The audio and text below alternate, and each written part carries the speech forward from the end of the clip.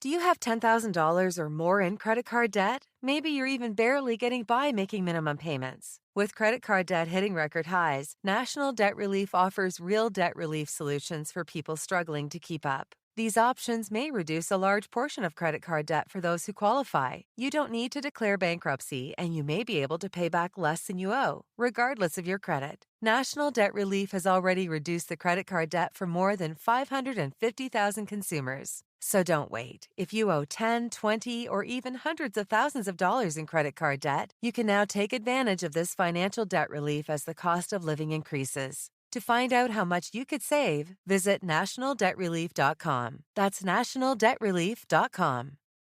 Hi sailors, and welcome to a new podcast here on explorenorth.no. I'm your host, Jan Mayen. First, a little self-promotion. Want to do more high latitude sailing or sailing in the cold stuff? And you definitely should. You can buy my book, High Latitude Sailing, which I wrote with the legend Bob Shepton. It gives you all the practical tips and advice on how to prepare and actually sail in the cold stuff. And if you want to do more anchoring, I've also written a book called The Art of Hanging by the Hook. Both books are available on Amazon.com. So click your way in there, or if you don't want to buy them there, you can buy them directly from me. It's explorenorth.no. So back to this today's podcast, and it's about high latitude sailing. Today I'm talking to Andy Fitze, which is a Swiss sailor and expedition leader who has done a lot of sailing in the Arctic, and he keeps coming back. We're talking about margins, safety, how to manage risk, and the beauty of sailing in the high latitudes. So listen to this and maybe you'll be inspired to sail some more in the cold stuff.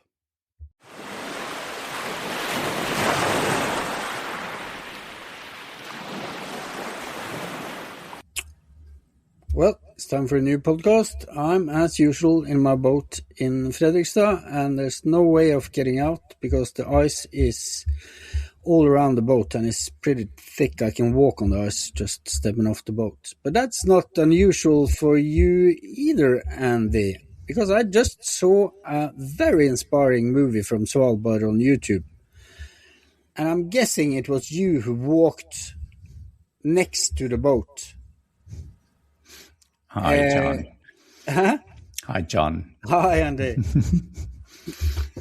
Was it correct? Was it you walking along aside the boat? I have been walking a lot along the boat, but this video actually it has been my co-skipper Peter has been on beside the boat and with a gun on his shoulder. Yeah, and we would like to find a way out of this creepy situation where we have been stuck in ice. Yeah, because this is pretty much why we're talking, because you are pretty drawn to the ice and the cold temperature and sailing. So, and you've been to Svalbard at least 2 times on expeditions? Yep. Yeah. Yeah. Everything has been started in Norway, so the coastline of Norway. I have been first in winter in February sailing with a charter boat in more or less hurricane state condition in the coastline of Norway up and down. And I found the way into it, sailing in winter, in darkness, in the beauty of nature. And then I went on the next time, and then up to Svalbard, up to Iceland, up to Faroe Island a couple of times. So the Nordic has the beauty for me, even as a Swiss mountaineer guy, grew up in the mountains. Is there? I've talked to a few people about this, but because the mountains and the sea in the wintertime, Is it any? Does it compare? Yeah, absolutely. Yeah. I mean, actually, I didn't have any touch point till I grew up, or till I have been more or less 20 to sail. So I grew up mid of the ski regions in Switzerland Alps. So I would say beside cow and snow. And yeah, I mean, we grew up like you Norwegian guys in nature, very close to the part that nature can be risky too.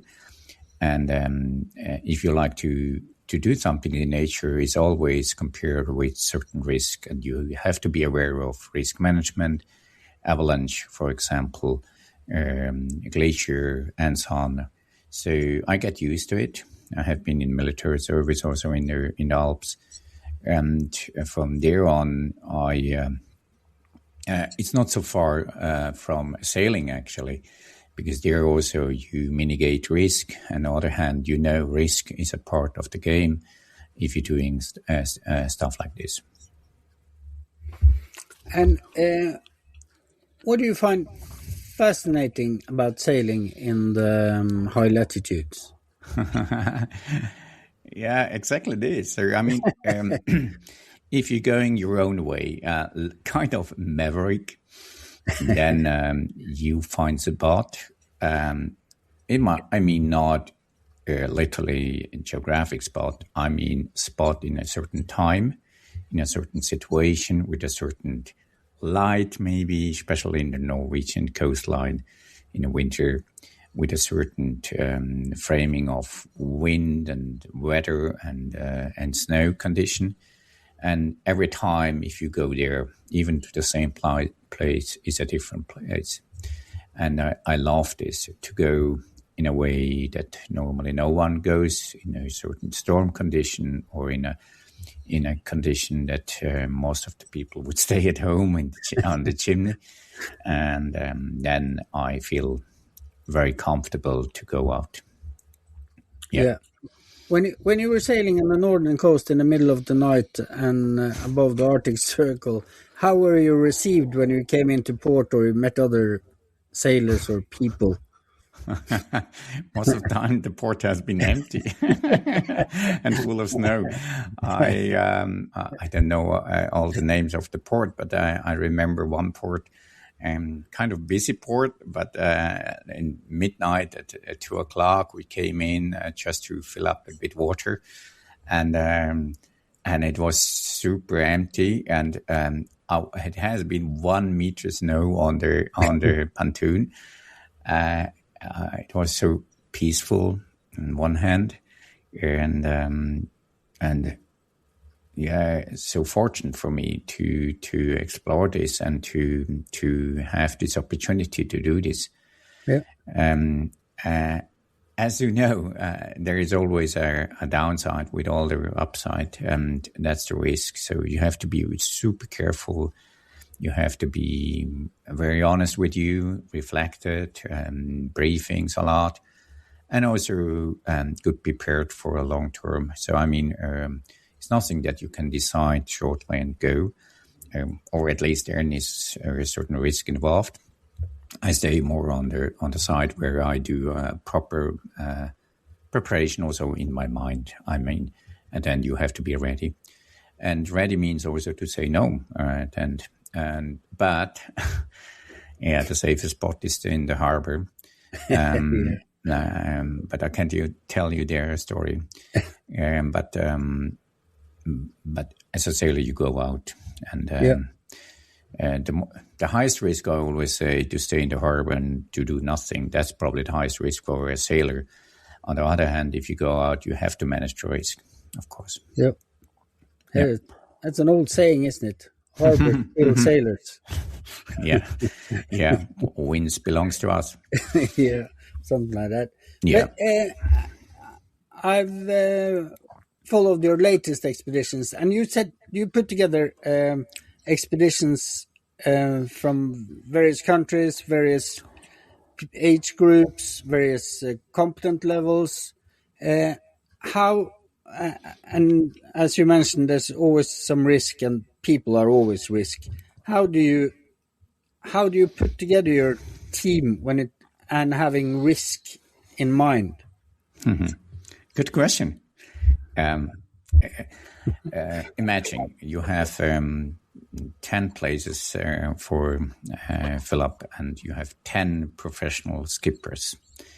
Would be I'm just to imagine, this a higher or more manageable risk instead of having 2 or 3 good certified sailor skippers, and the rest is from a sail perspective, watch leader and decksman, and then you do all the other stuff as you do an exploration. Exploration is kind of, you do the sailing stuff, like the seamanships, and that's doubling up with the exploration things, going on land, doing glacier ice diving, kayaking, hiking, all the stuff that you can do.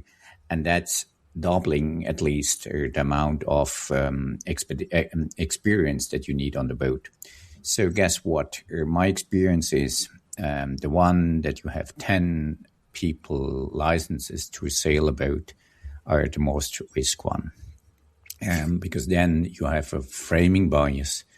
You have a competition underneath, most likely. It's very hard to manage as a skipper also. And so for this, I better do 1 or 2 skipper around of me. So having a first mat, second maybe. And then all other ones are just trained in my hands. So the way I like. So that's a bit different to the normal procedure. I can tell a bit, but then I have the better feeling how we treat each other. And there is a saying, as I go and prepare the expedition, then I'm the challenger. I do everything to make it bigger, to make it more powerful, the story, why we go, to make more out of it. But if I'm on the boat, I'm the defender. I'm the defender of risk. So I put everything overboard. I throw everything overboard, and starting new, I have no plan in mind to fulfill, because plan in mind to fulfill is the highest risk. So if you have in mind, and we have to be there, there is a fly out and so on, this kind of, then you getting there that you're risking up your whole expedition. So I like to make it short, to have a most diverse and mostly also not as experienced sail crew. That's limit you, yes, it do. But that's also a limitation that helps you not to go into deep trouble. Yeah. But when you're talking about you're building up the whole thing or before the expedition, and then when you get on the boat, you're doing the opposite. Is that kind of leaving your ego on the dock? Yeah, I have to. Yeah. If I say I have to, let's put it this way, for example, like a mountaineer going to the Everest, and there's only one goal, to go there. Yeah. And as you know, you get trained not to think about this. You get to think about, I will come back alive by myself. So that's the most important goal. And you have to set your goal rightly. And of course, if you prepare, you can be different. That's the goal, to go up there, of course. But for which risk, for which effort, for which other substantial risk that you could go in. So, it's very, very essential to defend then your boat and not challenging anymore. The other ones will challenge. I can tell you. The other ones are not as involved normally as you, as expedition leader, prior in the preparation phase. they normally say, oh yeah, right, you can do this also. And they step in and get warm, and they start to think like myself. But on the boat is opposite. On the boat, they say, yeah, we should do this. And I say, yeah, but there is northerly wind coming, and we are in this bay. We are very remote on Jan Mayen Island. It doesn't make sense now to go ashore because you will never come back in the next week because there will be so much wind, we cannot pick you up. So that's this kind of defending them. Cool. Very good. And the way you organize your expeditions, you say it's a group of friends, and they all chip in. They all pay a part of the bill. Yeah. And I haven't seen that you have any sponsors. You might have, but is that also a way to avoid taking your ego on the boat, because then you have no one to answer to? Or yeah, so first of all, I believe in a way that everyone is included in the preparation. Yeah, it's involved, and I don't need to serve anyone. I don't have a fulfillment with a certain price tag.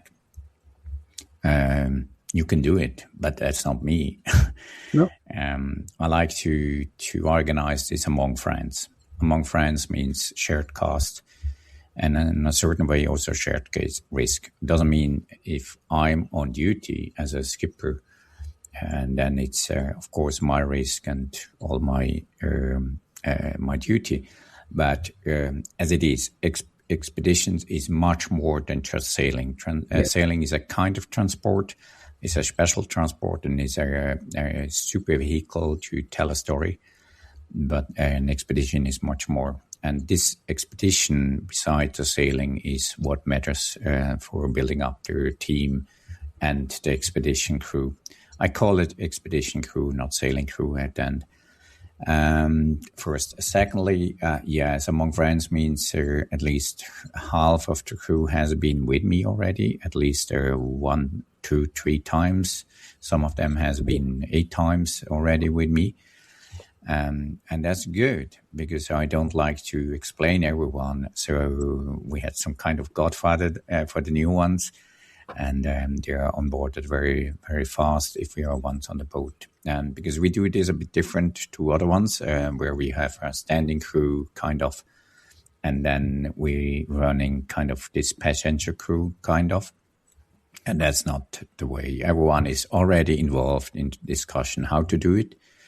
And the reason why is all of us are not professional. So we're spending 5 weeks there, and we would like to do it in lifetime, experience for all of us. Because I know not everyone can spend 5 weeks every year, and also from a cost perspective. Coming to the cost, we normally bring all the costs together and split it. And if we see we're coming far too high for a couple of people, then we start to reach out to sponsors. And normally there is no success for sponsors if it comes to money sponsor, but material sponsors, of course, that's great. And there is also a downside with sponsors. You have to fulfill some things. And as long as we can do without, and then it's fine, and we are in freedom to do whatever we wish. You can't imagine, especially in their time for social media, if something goes bad, you have a certain responsibility to make a proper communication navigation through the social media if something's happened, if you have a sponsor with you. Yeah. It's a lot of freedom if you do it like you want. It sounds like you have found a very good way of organizing trips, and at the same time fulfilling your own expedition goals, or your own, what do you call it? And that's I admire that, because does it work? Yeah, You're on the absolutely. 23rd expedition, so it's got to work. Yeah. So I mean, at the end, it starts in my mind. Normally, I do have a list where I like to go. Yep. And I call this list, and listen carefully how it's called, the Sleeping Beauty list. And this term, this term comes from the cartographer, and this is the list of uncharted territory. So for me, the Sleeping Beauty list is the list that I would like to go. And there is so many places around Alaska, the Aleut towards Russia, a lot of Russian territory, unfortunately not reachable right now. No. There's a lot of Canadian water would I like to reach, and so on. So there's a good spot that I would like to go, and this is the Sleeping Beauty list. It's only open for my eyes, so I protect it. But then I started to get in contact with locals, get in contact with people that are around with sailboats, and one at a time. Then I have an offer, and I have already in mind what could be the story to tell. And why we should go there, and what could we do, what is the distance, what does mean 2 months, 1 month, or a couple of weeks. But if you go, for example, to Alaska, everything is super big. So you have to spend months there just to reach a certain spot. So that's the baseline is actually my Sleeping Beauty list. How long is it? Now I would say there have been probably 25 spots in it. Sometimes it's spots, sometimes it's just passages or so. Yeah. And I can tell you not one of them are normally known. So it's not like Northwest or East North Passage or any kind of this. So it's other spots to name. Yeah, you can search a bit on Alaska. And there are many spots to be very nice to reach. I have a few myself, definitely. I'm not sure if we're talking about risk or something, because in 2024 you had an accident. I'm not sure how we shall define it, but it wasn't a good experience. Yeah. On the coast of Norway outside Stad, when you had your Viking expedition. Can you talk a little bit about that? Absolutely. Yeah, absolutely. Should I start to talk? Yeah, you can take just an introduction to what the Viking expedition was. Yeah. So I had the opportunity to meet a local guy in Faroe Island in 2023. On my birthday, I have been there with another expedition, and they knocked on my boat, and I came over to on my birthday to a coffee and waffles, and they asked me, "May you would like to see our boat, kind of our beauty?" And they introduced me the boat, and I opened the garage, and old man with long hair on the eyes. Start to telling me what is this all about, this boat. This boat has been already 29 years laying there. Not 20, no, I'm wrong. 25 years laying there, not used as a sailboat, just for oaring. And then he told me that he has been the one that sailed this boat with a secondary boat over to Norway. And also to Iceland. And he has been in this time 78 or so. And he turned around towards me and say, "Yeah, I would like to have this boat on the sea again and sail toward Norway." And I looked to him, and like I was so overcome and say, I come back with a crew and do this. But there is one very important point. I will do this for the kids. So for your kids here in the southern of Faroe Island, the Tverary. And So 1 year later, to make it short, we have been there with a crew of 6. We have been one of the largest gathering of school kids from kindergarten to high school, 550 in one hall, and together with teachers, and we explained them what we do and how important it is to explore, to have this exploration spirit in mind, like the Vikings, to see something's behind the horizon. And we explained this, and especially also Carla, the youngest member of our crew. She has been a Viking researcher. Yeah, and then we went off. Was a Milky Way moonshine and voyage towards Norway. And unfortunately, 3 things are happened. So there has been a storm predicted in the 4th day, nothing serious.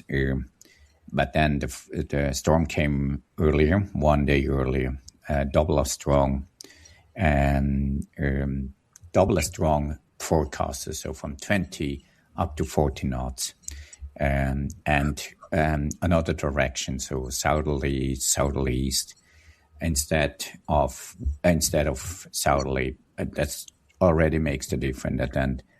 So yeah, and then unfortunately we got trapped as the angle of attack of a Viking boat is very limited. So we ended up more or less in Stad. What all Norwegian sailor knows, that's the most terrible part of the Norwegian coastline. They even do a project of tunneling around them. So there must be, and there is a danger, of course, and much earlier than the 40 knots. So we started by 20 knots is already a hassle to go there. Yeah. But the real story is we didn't experience 40 knots. We experienced 80 knots. And instead of 4 meters, we experienced 8 to 10 meters waves. And as it is there is shallow water, means 100 meter only. There's current a lot involved, 3 to 4 knots sometimes.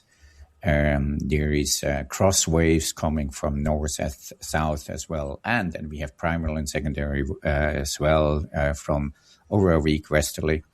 And then the fresh one from the southeasterly. And so cross waves. That has been our main problem. So we just to matching. No one of you probably had ever sailed a Viking boat in such stormy condition. Unfortunately, we did so, but we had an average speed of 550 knots. We had experienced speed to far over 25 knots. So we probably have been 30 knots by any kind of my own experience and or own guessing. But 50 knots has been recorded and 25 knots. So, that was all fine. Very, very distinctive capability of navigating. So helming was very, very precise. So we could even on top of the wave like a surfing. And then once a moment, one of this freaking wave appeared behind of us, has been much higher than 10 meters. And we got flipped over from aft to bow. And as you are normally are tiding up in such boat, because you cannot go back to catch someone up. So we had to rescue ourselves underneath the boat out by opening the harness release system from spin lock. Unfortunately, one lady, this Carla, this young lady, 29 years, couldn't manage to do this, probably by hitting some things. And then it started the whole story about rescuing, CPR her in the waves, getting dark, everything, waves around us, over us. The boat has turned multiple times up and down, or just by flipping totally by 360 degrees, and then assembling the crew after CPR and let her go and let her line up on the boat that she not get lost. And then we assembled us in this difficult situation on the life raft, what was more or less point of hope in this time. And then we start to manage. We already did our distress call, around 4 or 5 of them. Very, very good done. And then we start to connect with the boat, came in with flares, with parachute flares, with radio, so that they could see us. There has been 14 boats involved, at least 3 sea helicopter from oil platform and from the maritime or the military service or so. And so they could pick us up. Yeah. And then 5 survivor without any injury, not a single point, nothing. So a super miracle, I have to say, more or less dry, because we has been prepared 24 hours before we went into survival gears. So we have been dry more or less, but 2.5 hours in 8 degrees water. Yeah. That's how long you waited, 2.5 hours?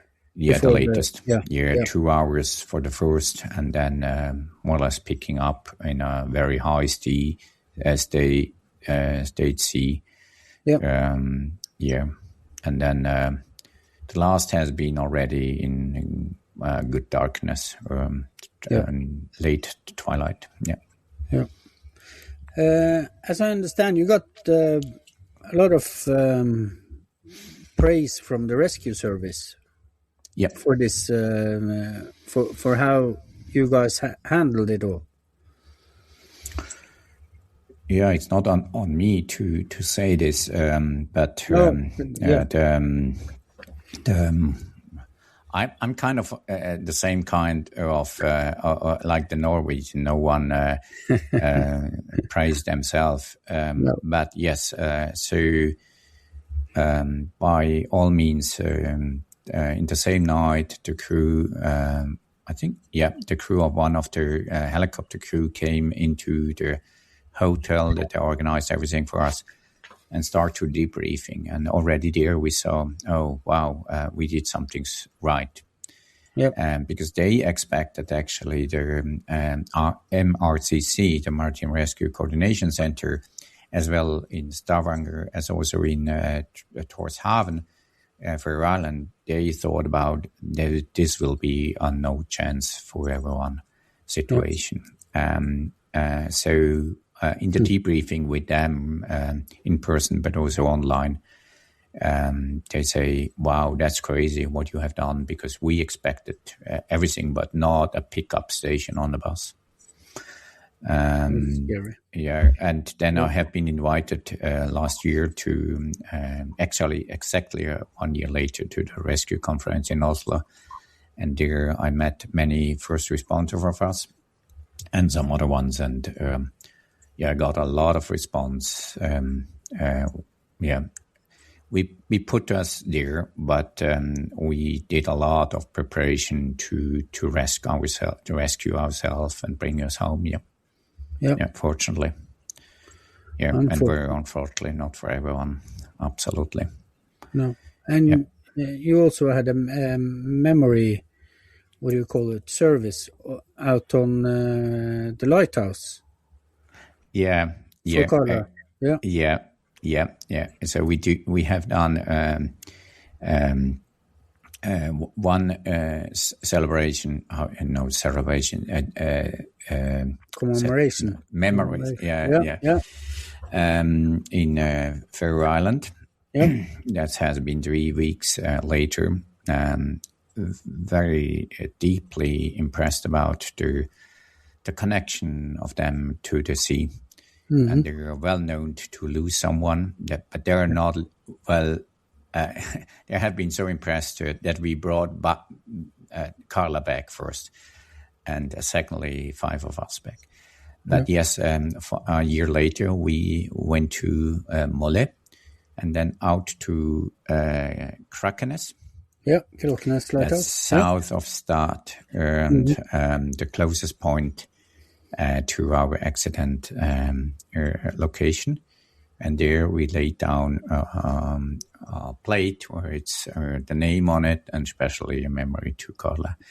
And there's been politics there. Policeman has been greeting us. Actually, the police commander for this certain night, and was a very, very good, warm welcome from the Norwegian side. I have to tell some things about the Norwegian. The Norwegian are a great person. I can tell you, we came out of the helicopter in the hangar of Fløre, and we immediately felt home, totally. So you are so good persons. You are low profile. You do nothing like blinking and making a blue light on the car.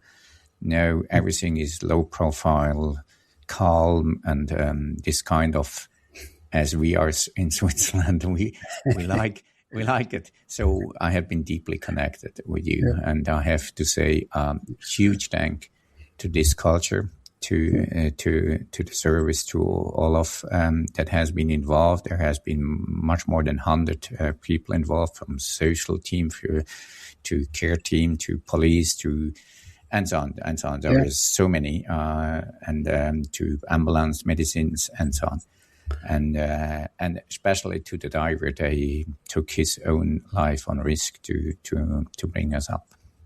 Yeah, they do impressive work. Has this incident changed you as an expedition leader? Yeah, absolutely. This has been the most relevant expedition, the Viking expedition, in terms of how to prepare. And I learned that it's very good to do it also in other expedition. I knew this expedition brings me to new path that I cannot ask anyone, more or less, in such an open, small boat. I mean, there are bigger boats, Vikings boat doing this, I know. But in such small boat, how to stay warm, how to protect yourself, how to do it, how to balance, how to do everything. So from toilet to water, everything. It has been new for us. So we went into, down the rabbit hole to understand, really down the rabbit hole. I have to say, just 12 hours before we left, we emptied the boat again totally to understand everything again. Do we have done everything imaginable? And even we signed outside of the boat where if it's capsized, where we have to grab underneath and to take out the E-perp, for example, and some knives. So we have done everything imaginable. So my learning is I can do much more also on the normal or regular expedition to prepare better. And that's good. That's good. Yeah. That's always good. And now you're getting ready for a new expedition. And again, Norway is involved. Of course. By accident, but I love it.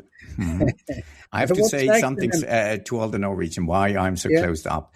I ran away in the age of 16. I have to say not from the family, but it has been on myself. And I find myself on the Nordkapp after hitchhiking up across first train to Hamburg and then Copenhagen and then hitchhiking to Kiruna and then to Alto and then up there. And I came back. So that with 16, that has been single, my first experience outside of Switzerland. I never have been the chance to go outside. And I found myself in Nordkapp and in Tromsø and in Narvik and in Lofoten and in Bodø and in Stavanger. And no, it's not Stavanger, sorry, in Trondheim and then in Oslo. So I really love this country. And but that's a really strange place to run off to. I know. Yeah. It's simple as that. In this time, as you know, I'm 57 now. There has been no internet. There has been only Atlan, so these maps. And I look just to the farthest point that you can get. So that has been Nordkapp or Murmansk. So I went there. Yeah. So exploration side of you came in early. Yeah, and then since then, I'm more or less every year around. Last year, I have been 5 weeks in Colombia with my wife off-roading. I'm an off-road too, so yeah. Yeah, but back, you're going to Lofoten to start an expedition to Greenland. Yeah, and that's maybe you're going to take back Greenland for us in this time. Yeah. And everybody want to take Greenland. So if I say something about Greenland, I say, yeah. Now is everything on if you say Greenland. So either we are the last or the first. Let's see.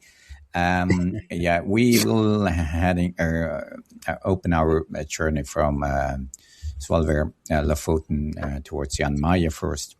Mm-hmm. From there to the ice edge, ice bend towards East Greenland, most likely north then international parks, so around 72 to 74, if it's possible to 76 even north latitude. That's a huge effort to do so. Yeah. Let's see. Will you get permission to go that far? North? We need still one, but that's kind of doable. Okay. We're waiting a bit because maybe we are having some research activity on board, and if so, then we need another permission to do so.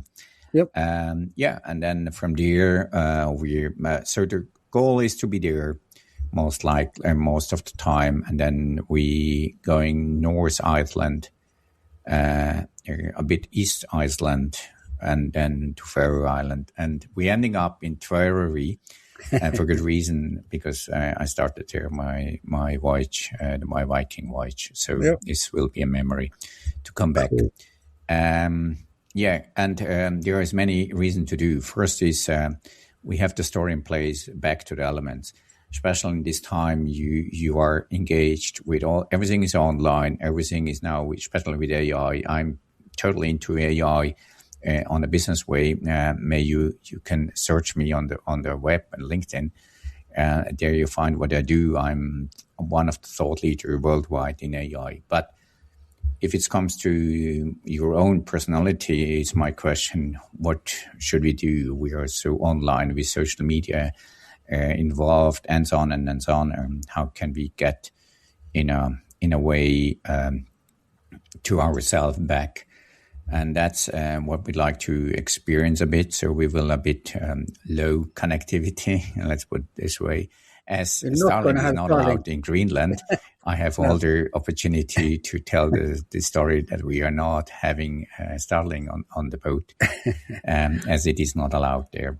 So the story is back to the elements. So we make it a bit bold.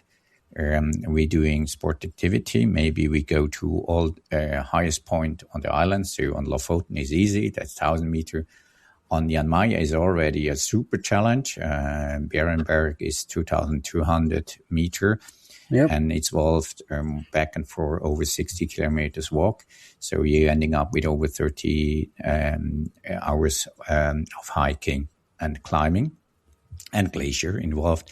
Then we do one of the pieces in mountain in East Greenland. There we can't go to the top one. It's too far for us. It would involve a separate expedition. Yeah. And then most likely we do the highest in Iceland. And of course we do ours at the highest. That's 800 meters in Faroe Island, if so. Which one is that? In Faroe Island? Yeah. I'm not into the name. It's very far in the north. It's on the mainland, right? Mainland and mainland. No. Actually, what is mainland in Faroe Island? What is mainland and the island group? No, it's very far north in the nearby Ey. So it's around 800 meters. It's really strange up there. So who knows? Yeah, exactly. But it's a beautiful island, and everybody I love it to sail. So if you're here underneath Sailor, if you like to go there, reach out to me. I have a good boat up there. A friend of mine had a good boat, but you have to prepare for everything. You have to be an experienced sailor. Yep. There's nothing normal up there. A lot of sheer wind and uncertainty. A lot of current. Yeah. I can tell you, a current again, wind. There is, you can crack every boat. Yeah. But it's beautiful, especially also the south are often not as tourism, because you have to use the ferry, and they're happy if you cross by. Yeah. No, I like Torshavn. I've sailed there a couple of times myself, and it's a beautiful area and beautiful people. I like that. Absolutely. So that's a 5 weeks? 5 weeks. We got five 5 weeks expedition. Mm-hmm. Nice. And then you're happy for 2026? Or do you Yeah. have more expeditions on mind? No, I on a regular basis I do one You in do a one a year. year. Yep. At least expedition. Yeah. The reason why is a simple one. I cannot got along with in my head to paralyze preparation. It's not going to work proper, and I think also from a risk perspective, it's not good, because you should focus on one. And as I have so many autofocus on business-wise, I better do only one from a risk perspective. Yeah. But it's also it's also time-wise. It's a lot of time to spend. Yep. Yeah. How much do you usually? It's hard to measure, but the planning phase. The expedition is 5 weeks, and same with the expedition. So planning? I would say 4 months for the boat, and if you have the boat, then 6 months for preparation to the trip.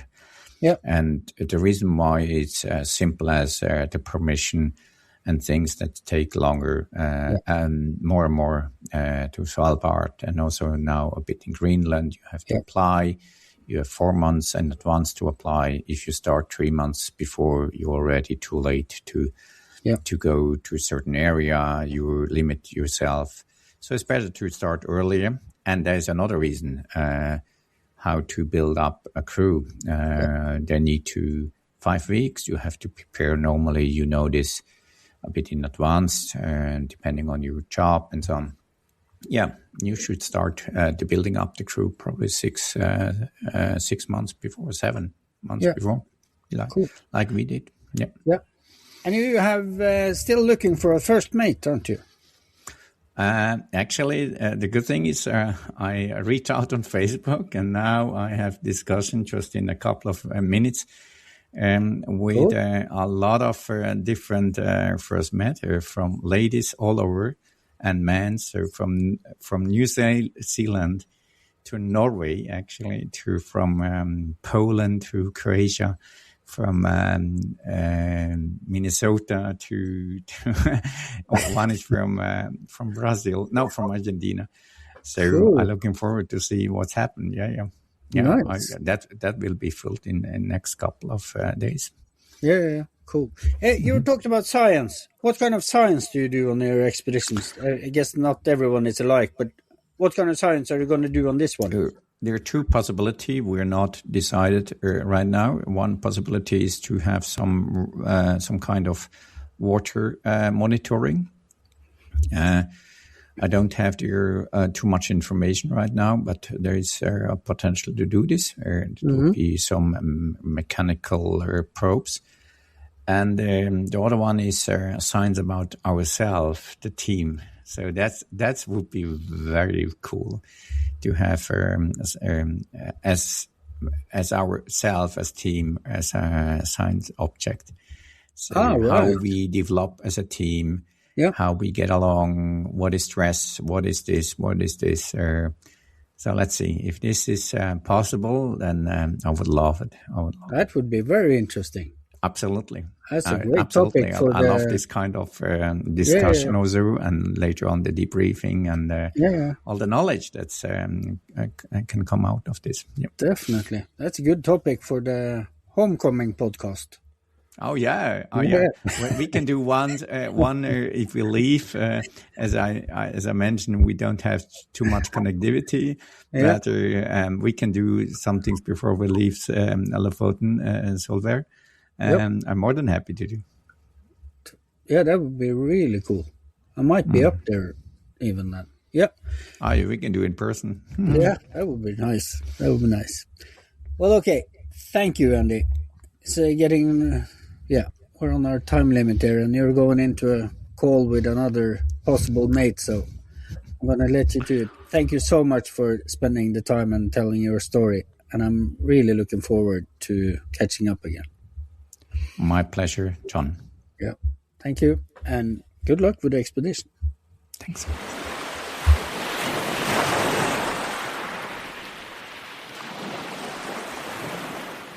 Hi again, sailors, and thank you for listening to this podcast. You will find more podcasts on explorenorth.no, both in Norwegian and in English. If you want to know more about sailing in cold waters, I can highly recommend, without blushing, the book I wrote together with Bob Shepton. It's called, surprise, surprise, High Latitude Sailing, Self-Sufficient Sailing Techniques for Cold Waters and Winter Seasons. It covers pretty much everything you need to know to get out sailing the whole year round and sailing to remote places in the world. You'll find it, you can buy the book on explorenorth.no, on Amazon, or have your bookstore order it. If you're interested in Svalbard, I also wrote Sail to Svalbard. You can buy them at the same places. So please don't hesitate to contact me if you have any questions at all. You'll find me on explorenorth.no. In the meantime, go out sailing.